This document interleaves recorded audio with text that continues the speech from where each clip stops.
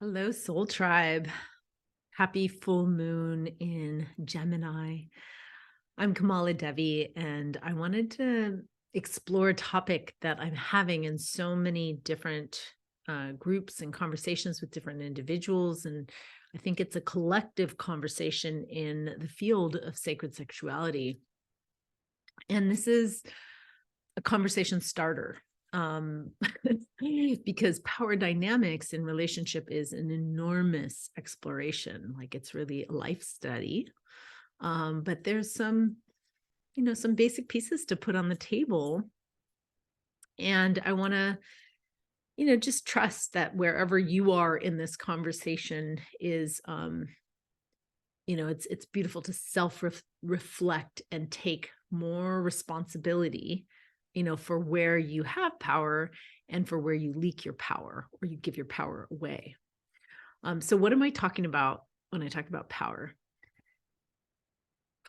There are so many different dimensions of power. And, at one level, we love this, idea of like powers being plugged in. And I'll just use that like electrical, like I'm actually connected to, the outlet and the, source energy. And so I can, have power radiating through. And this metaphor of like a wall socket in a house, um, you know, plugs us into this great grid that many of us don't even understand. But we do know that when we're unplugged, we're not tapped in and turned on. And and so we know what it feels like to be out of power. And so there's that kind of metaphor, which to me is likening our circuitry with our connection to source. And it's nice to feel, oh, there are, like when I'm plugged in, there's parts of me that are really turned on and are really in their power. And there's parts of me that may not be, like a Christmas tree that has certain lights that are on and certain lights that are off, because power isn't just one thing. It lights up different circuits, different parts of us. And so, I want to name some of those different areas. But I also want to just make that distinction of like power that's truly coming from source, versus power that we're getting from somewhere outside of us, or that we're, get like transactionally giving and getting with others, which is different, because it's like that power is corruptible. That's transactional power is different than source power, which is sovereign power, which is really incorruptible. I mean, we've all heard this, like power corrupts and absolute power corrupts absolutely. And there's so much truth to that, because when we feel that power in any one of our circuits, in any area of life, it's like so intoxicating, and it's something that blinds us, and we don't even sometimes realize how motivated we are to continue to get that power. So beyond the metaphors, what I'm really talking about here is the ways in which we, source that strong sense of empowerment, connection, like volition, ability to act, ability to choose. So power is very connected to freedom, and power is very also connected to to love, to plugging into source. Love, power, freedom are some of the deep core values that I live for and teach. But what is the difference between power and freedom, power and love? Like, what is power? Is this whole beautiful exploration. What's relevant to what is power in relationship is actually what I want to speak on. Okay, so power has a relative quality, which is that when we're in relationship, there's someone has more power, someone has less power. There's a there's often a power differential. And although it is true that two empowered, partners could come in as equals, and this is, a beautiful ideal for some people to be like, hey, we have equal power, we're sharing power, and sharing power is another really deep value that I practice. And it's when working with people, like how to share power actually makes, each individual so much more powerful. It actually is a power amplifier, is sharing power well. But in relationship, I want to talk a little bit about relative power, because it affects how one feels about themselves, how free they feel to say yes or no or be in consent. It affects like whether or not you feel used in the relationship, or it feels like you're in right relationship.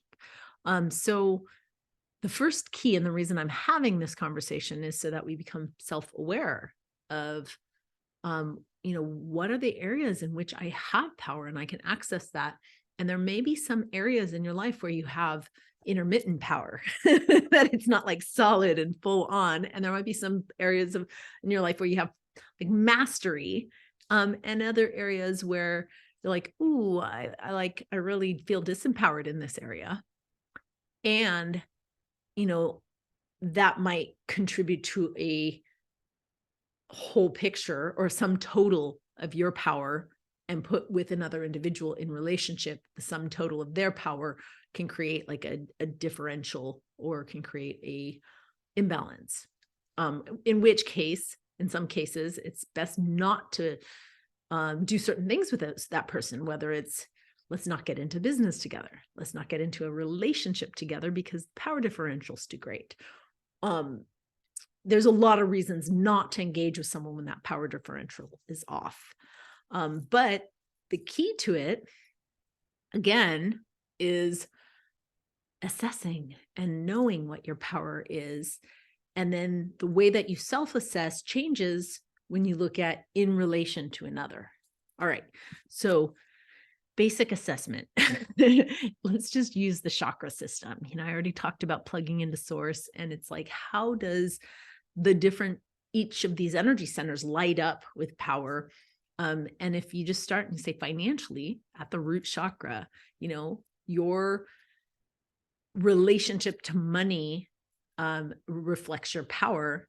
And that might be the number in your bank account, your access to cash flow, your sense of being in abundance or lack. Like, are you in your power in your financial house? And that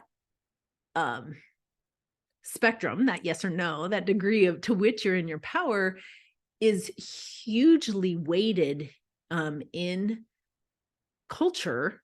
People consider, people who have a lot of money having more, financial rank or authority or power. Like, there's a lot of respect and esteem that goes to people who have more financial power. And, I can say personally, I can, live in a beach house, multi-million-dollar, like wealthy, like all of my needs are taken care of. And I can say, I feel very powerful. And in regards to someone, there are people with whom I'm like, wow, we're not even on the same playing field. And it might also be, some of the people that I jog by at the beach who are homeless. And it's like, there's a real difference in power there. And, finance is one base level highly looked at. But what about sexual power? Sexual, like, being in a beautiful body that's able, that's, I have immense amounts of sexual experience, or what, where, like, I have all my sexual needs taken care of. These are different ways in which we gain sexual power. Whereas if somebody like is really depleted or really deficient, and, or they don't, like their sexual power might be lowered because they need it, or they need experience in it, or they, and it's a whole, area to assess.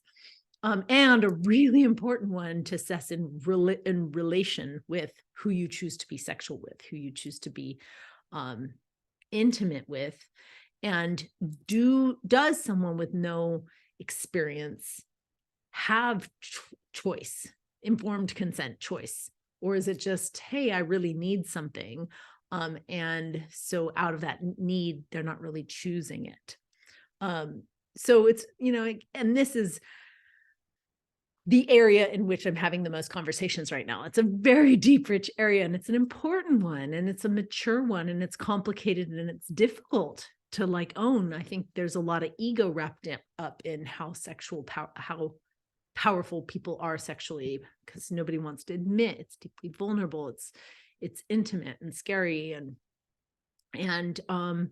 then there's the thing, like, you can have tons of experience and all of your needs met, and then have trauma, for example, that can hijack your power, or have trauma in the relationship with the person you're considering, or have a financial imbalance that affects your sexual, power. But I want to take it up and just say, okay, well, the power center is, that third chakra.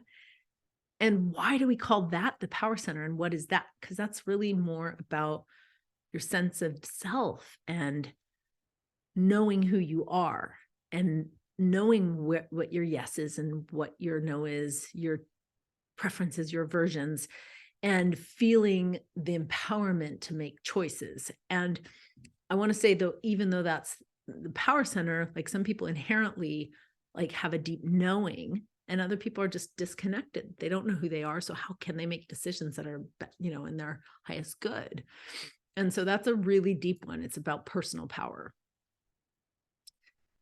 And then, we can assess our heart chakra and the love, and, really noting that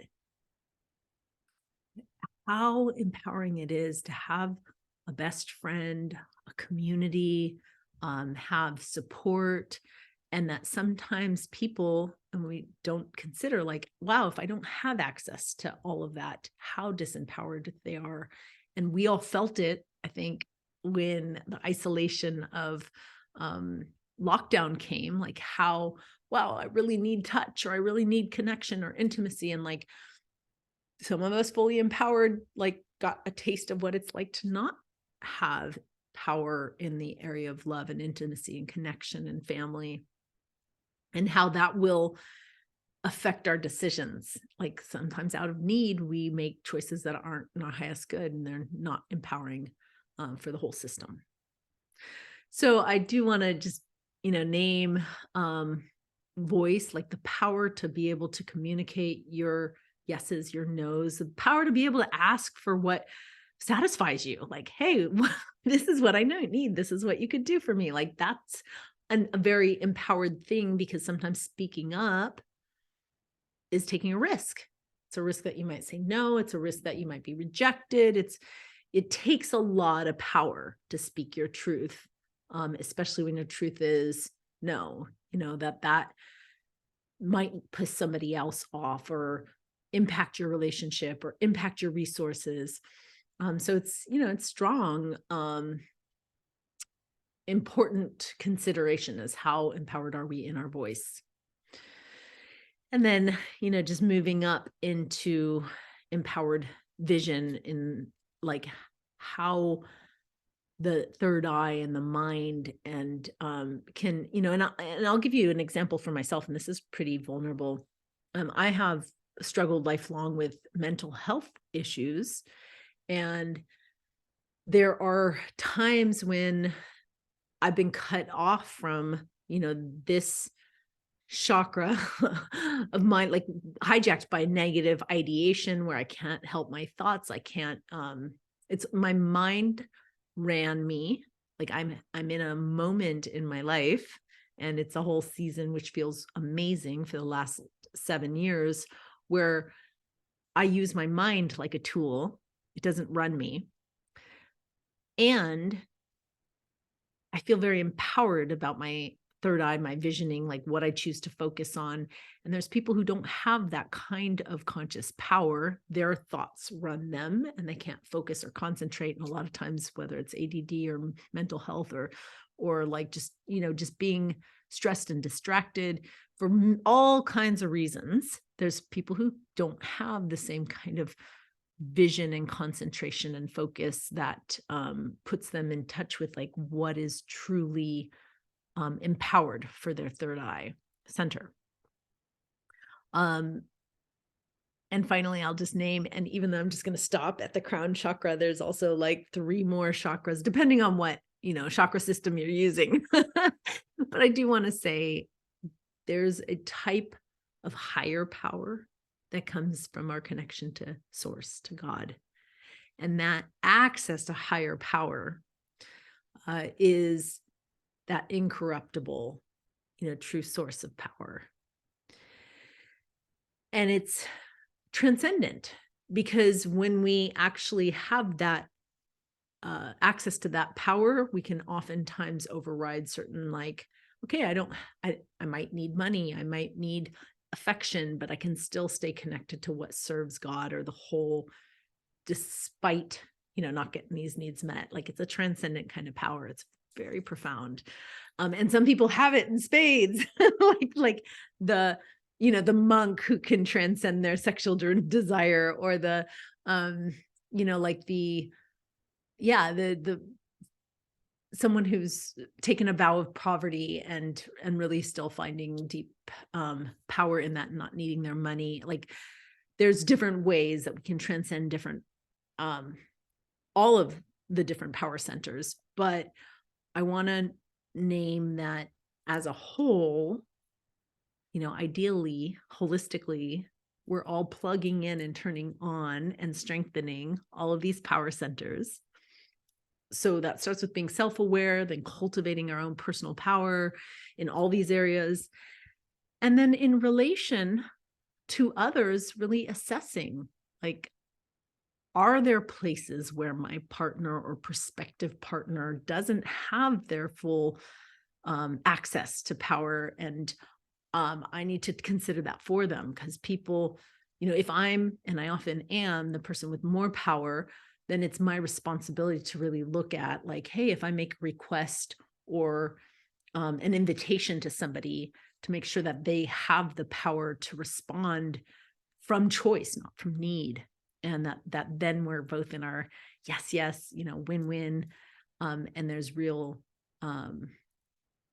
sharing of power that can be possible, as opposed to like, I'm free and I'm choosing this, and my partner's going along for a ride because they don't have, a lot of choice in it.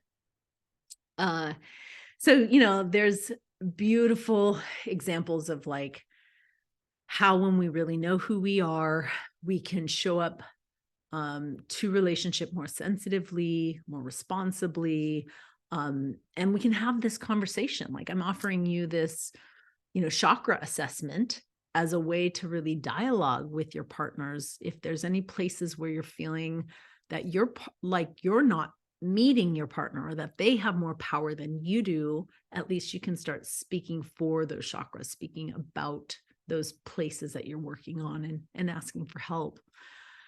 So I'm curious if this resonates and how it touches you, and if you have something to contribute to the conversation. This is just one appetizer or a taste of how I've been talking about power. And I'm curious, like, what's the conversation that you're having about it? I look forward to more. I hope that you'll subscribe and comment, and we'll continue the conversation soon. Blessings.